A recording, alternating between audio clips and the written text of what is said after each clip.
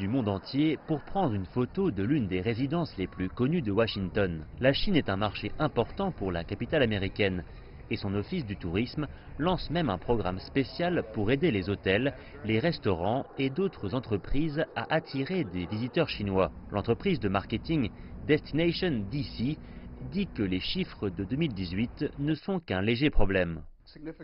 Quand on regarde une croissance significative, clairement, il va y avoir un point de la croissance où l'on va voir en quelque sorte un aplatissement ou une correction de ces chiffres dans l'ensemble.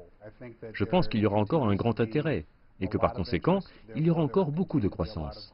Mais les récentes tensions entre les États-Unis et la Chine débordent sur le secteur du tourisme. L'an dernier, les autorités chinoises ont émis un avertissement aux voyageurs chinois en mettant en garde sur la criminalité et le coût élevé des soins de santé aux États-Unis. Le département d'État à Washington a ensuite placé la Chine en niveau d'alerte 2 en demandant aux voyageurs américains d'être extrêmement prudents lors de leur visite en Chine. Des experts de l'industrie du tourisme disent que les touristes chinois changent aussi. Ils pensent que les jeunes Chinois ne veulent plus visiter les sites touristiques en faisant partie d'un groupe, mais qu'ils veulent une expérience unique. Au lieu de réserver un forfait avec un tour opérateur, ils utilisent des smartphones pour préparer et réserver leurs vacances.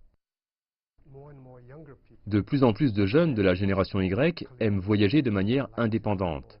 Ils mettent à profit les technologies pour chercher et trouver des destinations en se basant sur les réseaux sociaux, les retours de consommateurs, et décident où ils souhaitent aller.